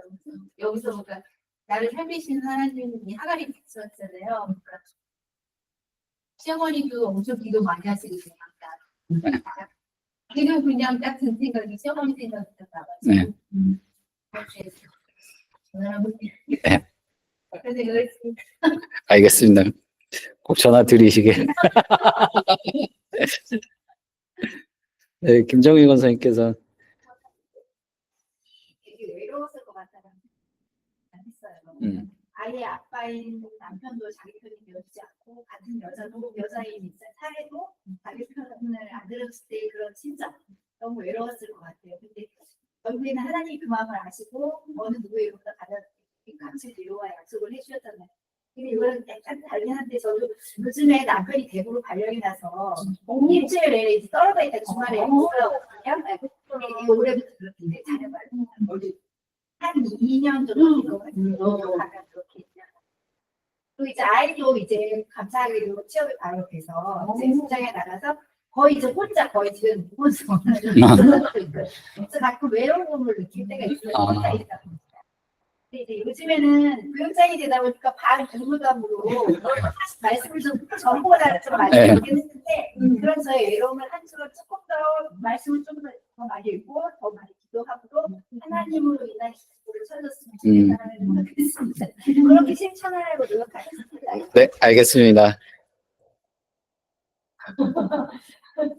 아니, 여기 정말 하갈의 그런 외로움을 보면서 제가 우리 집사님의 그런 외로움을 생각하게 되는 것 같아요. 남편에 대한 외로움을. 왜냐면 이제 사실 안수 집사로 언제는 했지만 간혹가다 제가 정말 저분 안에 하나님이 계시나는 생각을 할 때가 있었거든요. 근데 역시 제 생각이 잘못됐고 하나님은 늘 저와 함께 하신다는 것을 느끼시면은 어떤 때는 그의 외로움을 볼 때가 있거든요. 그래서 제가 좀 더 아내로서 외롭지 않게 말 한마디라도 이렇게 따뜻하게 더 해야 되겠다. 우리 나이가 드니까 이제는 직장 생활하는 것도 힘들어하는 것 같아요. 그리고 또 워낙 꼼꼼하고 그러니까 어쨌든 지금 한글을 이렇게나 그러면서 좀 힘들어하는 그런 모습을 보이더라고요. 그래서 이 사람 힘들고 또 혼자 이럴 때는 더 외롭겠다는 생각이 이 말씀하면서 그런 생각이 들어서 외롭지 않도록 좀 옆에서 좀 어떤 말을 하더라도 좀 인내하면서 같이 호응을 해줘야 되겠다 그 생각을 했습니다. 네, 알겠습니다. 한수희 집사님께서는 그냥 넘어가면 안 될까요? 네, 넘어가셔도 괜찮습니다. 차이라 권사님은 네, 실천할 게 많지만 두 가지만 얘기 드리면 이제 친정 엄마가 믿음이 없으시고 이제 또 혼자 이렇게 계시고 몸이 안 좋으시니까 이제 제가 바쁘다는 핑계로 이렇게 전화를 자주 못 하거든요. 근데 이제 한 번씩 전화하면 되게 반갑게 맞아주시면서 좋아를 하세요. 그래서 일주일 동안 엄마한테 최대한 전화를 많이 해드려야 되겠다 그 생각이 들고 또 이제 구역 식구들 중에 또 자녀가 아프신 성도님이 있으셔서 구역 식구들에게 전화하는 거, 챙기면서 전화하는 것을 좀 해야 되겠다. 네. 그래서 다짐을 해봅니다. 실천하는지 안 하는지 기록을 다 하시니까 이제 확인하셔요. 예. 대답이 없으셔가지고